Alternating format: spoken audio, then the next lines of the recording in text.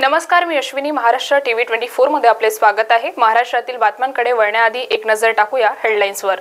ठाण्याच्या कळवा नाका परिसरात राष्ट्रवादी शरदचंद्र पवार गटाच्या समर्थकांची बॅनरबाजी.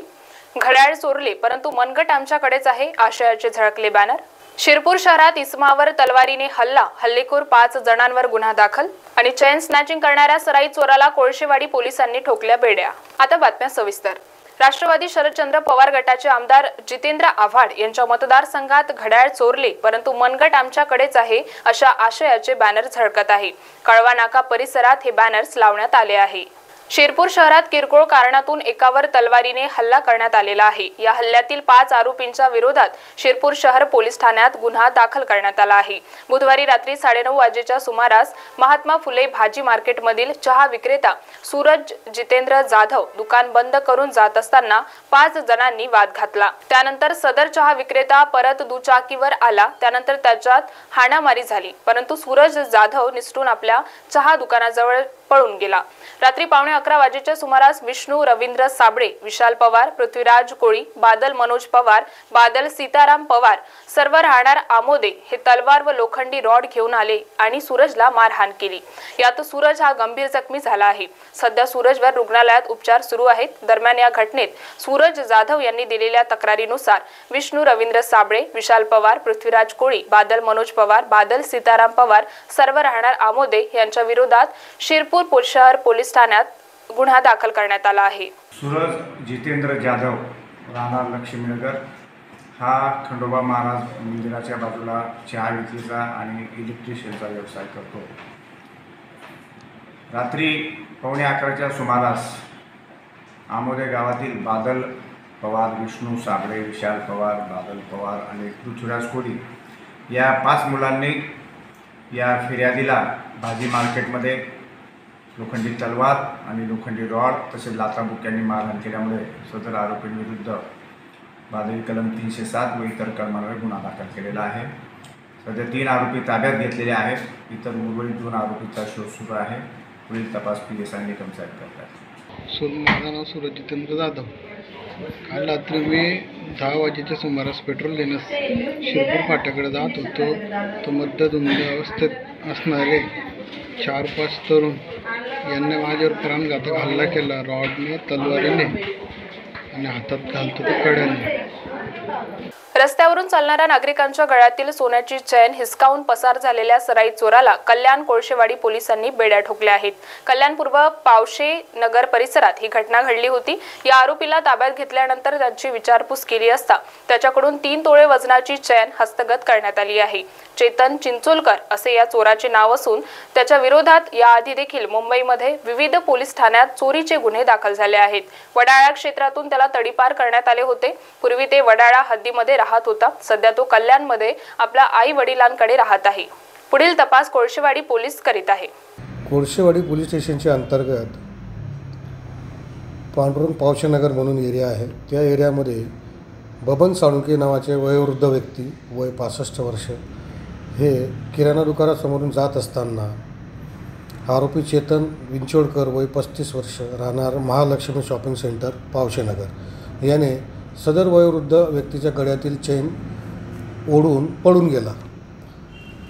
त्या अनुषंगाने गुन्हा दाखल करण्यात आला व आमच्या DB टीमने व आमच्या अधिकाऱ्यांनी सदर गुन्ह्याच्या अनुषंगाने हद्दीमध्ये तात्काळ पेट्रोलिंग नाकाबंदी केली व आरोपीचं टावर लोकेशनवरून त्याचा शोध घेतला व आरोपीला ताब्यात घेऊन त्याच्याकडे विचारपूस केली असता त्याच्याकडे 1,20,000 रुपये किमतीचे 3 तोळे वजनाची चेन हस्तगत करण्यात आलेली आहे. सदर आरोपी हा हॅबिच्युअल आरोपी आहे. याच्यावर वडाळा रेल्वे पोलीस स्टेशनला 392 प्रमाणे 2 गुन्हे दाखल आहेत. तसेच RCF पोलीस स्टेशनला 379चा गुन्हा दाखल आहे. तसंच याला तडीपार देखील करण्यात आलेले आहेत. त्या पोलीस स्टेशनने तडीपार केलेला आहे आणि तडीपार असताना देखील तो मिळून आल्याने कलम 142 प्रमाणे देखील कारवाई झालेली आहे. तसा हा हॅबिच्युअल ऑफेंडर आहे. हा पूर्वी तिकडं हद्दीत राहिला होता वडाळ्याच्या हद्दीमध्ये. आता तो आईवडिलांकडे आलेला आहे इकडे. सध्या तो जेलमध्ये आहे आणि त्याचं MPDAचं प्रपोजल होतं का ते आम्ही चाचपणी करत आहोत. त्याप्रमाणे पुढील कारवाई करीत आहोत. बातम्यांमध्ये वेळ झाली आहे छोट्याशा विश्रांतीची. बघत रहा महाराष्ट्र टीव्ही 24. मोती ज्ञान को बढ़ाने वाला व धन प्रदान करने वाला रत्न है। व्यक्ति के व्यवहार को शांत करता है और निर्बलता को दूर कर चेहरे पर कांति लाता है। ये और ऐसे अन्य शुद्ध एवं सर्टिफाइड रत्नों के लिए आइए सिर्फ लोंधी ज्वेलर्स। 25 साल का शुद्धता का भरोसा। लोंधी ज्वेलर्स, सीताबड़ी और गोकुलपेट बाजार रोड, नागपुर। इस खबर के प्रायोजक है शिवशंकर आयुर्वेदिक क्लिनिक। अनुभवी डॉक्टर से सज्ज, सभी प्रकार के आयुर्वेदिक दवाइयाँ मिलने का एकमात्र स्थान। इनका पता Shivshankar Ayurvedic clinic, doctor Mangala Ketkar hospital के सामने, महाजन मार्केट के पास, टेम्पल बाजार रोड, सीताबर्डी, नागपूर। विश्रांतीनंतर वळूया समोरील बातम्यांकडे। निवडणूक आयोगाने राष्ट्रवादी काँग्रेस पक्ष आणि पक्षाचे घड्याळ हे चिन्ह अजित पवार गटाचे असल्याचा निर्णय दिला आहे। या निर्णयानंतर राज्यभरात शरद पवार गटाचे कार्यकर्ते आक्रमक झाल्याचे पाहायला मिळत आहे। राष्ट्रवादी काँग्रेस पक्ष शरदचंद्र पवार गटाच्या वतीने आज लातूर शहरातील छत्रपती शिवाजी महाराज चौकात निदर्शने करण्यात आली। यावेळी जोरदार घोषणाबाजी देखील करण्यात आली आहे। निवडणूक आयोगाने राष्ट्रवादी काँग्रेस पक्षाच्या बाबतीमध्ये जो अन्यायकारक निकाल आदरणीय शरदचंद्रजी पवार साहेबांच्या विरोधात दिला, त्यासाठी आजचं आंदोलन होतं की कायदा हा पाळायचाच नाही असा निर्णय जणू घेतला होता निवडणूक आयोगानं की काहीच ऐकायचं नाही आणि निकाल तर विरोधात द्यायचा आहे। तशाच प्रकारचा निकाल हा निवडणूक आयोगाने दिला आणि निवडणूक आयोगाचा जाहीर निषेध करण्यासाठी आम्ही आज हे आंदोलन केलं। सध्याच्या वेगवान पिढीमध्ये वैयक्तिक वाहने आपल्या जीवनाचा अविभाज्य भाग बनली आहेत। हे विशेषतः मुंबईसारख्या शहरात खरे आहे। इलेक्ट्रिक वाहने हळूहळू पण निश्चितपणे वैयक्तिक वाहनांची खास करून शहरी लोकांमध्ये लोकप्रिय निवड होत आहे। इलेक्ट्रिक वाहन हे एक नवीन आणि वाढणारे तंत्रज्ञान आहे जे त्यांच्या स्वतःच्या कौशल्याच्या आवश्यकतांसह येत आहे। भारत सरकारने राष्ट्रीय इलेक्ट्रिक मोबिलिटी धोरण आराखडा सारखी धोरणे आणि कार्यक्रम तयार केले आहेत। भारतात इलेक्ट्रिक वाहनांचा अवलंब करण्यास प्रोत्साहन देण्यासाठी तरुणांना या नवीन इलेक्ट्रिक व्हेइकल तंत्रज्ञानाचे प्रशिक्षण देण्यासाठी डॉन बॉस्को औद्योगिक प्रशिक्षण संस्था मुंबईने Don Bosco E mobility centre of excellence नावाची अत्याधुनिक सुविधा सुरू केली आहे। सक्षमता, गतिशीलता, ऊर्जावान हा DBITI फेडरल आर्थिक सहकार आणि विकास मंत्रालय जर्मनी आणि डॉन बॉस्को मोडो जर्मनी यांचा संयुक्त उपक्रम आहे। ई मोबिलिटी प्रशिक्षण हब आणि स्पोक मॉडेल म्हणून मुंबई आणि चिंचवड हब आयोजित केले जाईल। पुणे, वाळूज, औरंगाबाद आणि वाळवंडा, पालघर हे प्रवक्ते आहेत। हे प्रशिक्षण 4ही केंद्रावर एकाच वेळी आयोजित केले जाईल। समाजातील उपेक्षित आणि वंचित घटकापर्यंत पोहोचेल।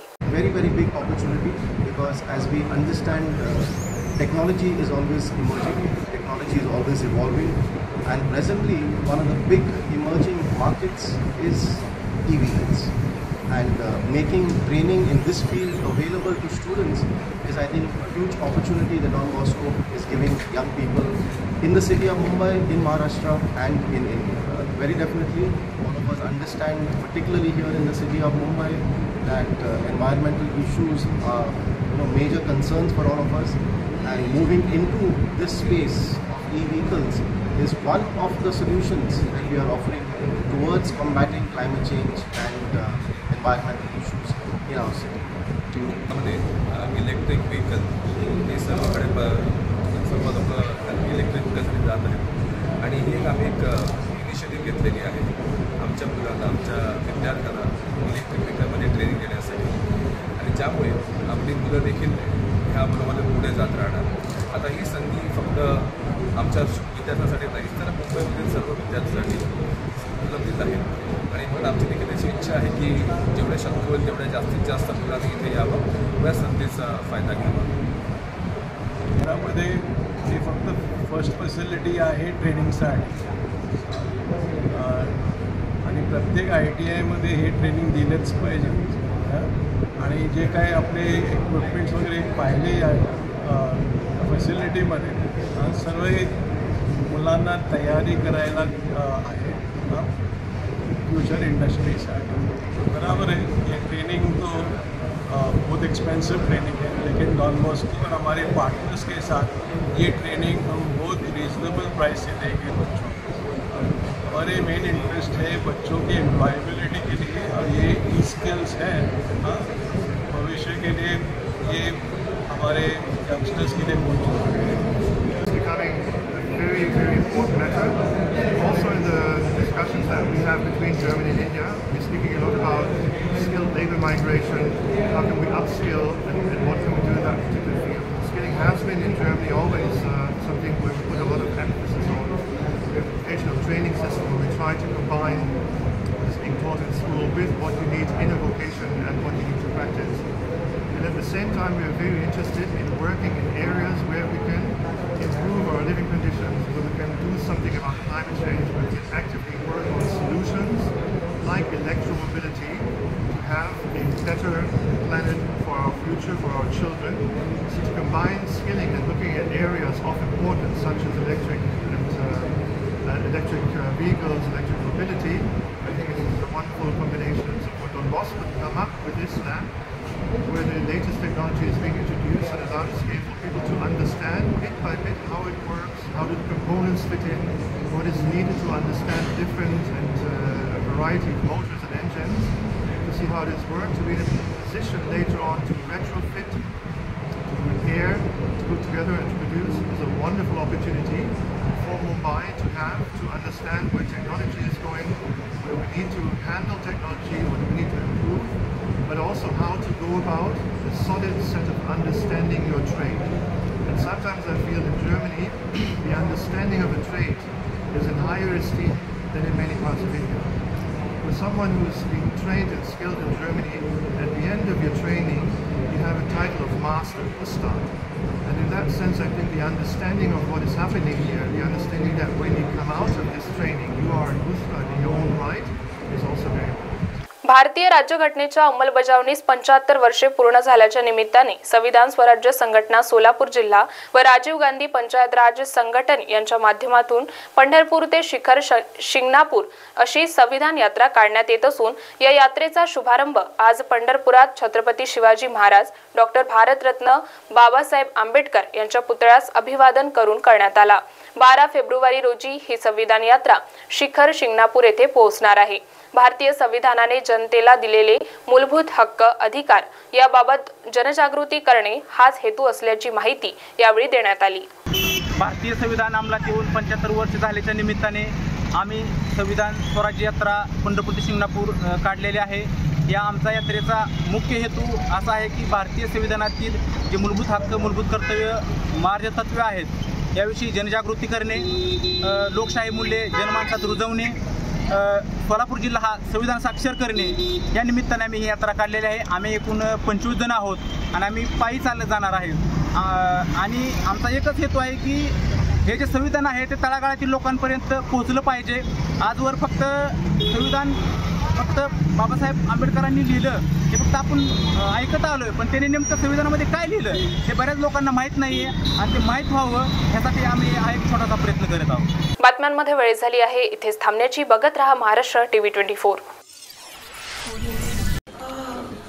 बॉस ने मीटिंग बुलाई। बाहर उठो बैठो। तकलीफ उठने बैठने की नहीं, तकलीफ बवासीर की है। बवासीर, फिशर, भगंदर, पाइलोनियल साइंस का आयुर्वेद तथा आधुनिक लेजर से उपचार। कॉल या विजिट करें www.pilesfistulacure.com। आँखों की संपूर्ण देखभाल के लिए मध्य भारत का जाना माना नाम माधव नेत्रालय। यहाँ आँखों की पूरी तरीके की जांच के साथ सभी प्रकार के ऑपरेशन किए जाते हैं। मोतिया बिंदु, काज बिंदु, रेटिना साथ ही कॉर्निया के उपचार भी होते हैं। तिरछेपन और युवाओं में चश्मा हटाने का ऑपरेशन भी आधुनिक लेजर तरीके से होता है। आँखों की सभी समस्याओं व अधिक जानकारी के लिए संपर्क करें माधव नेत्रालय, साई मंदिर के पास, Gajanan Nagar T point, Ajni, Nagpur. Dial करें 678-5200 या Madhav Netralaya premium centre, Vasudev Nagar metro station के पास, Hingna T point, Nagpur. Dial करें 3502300।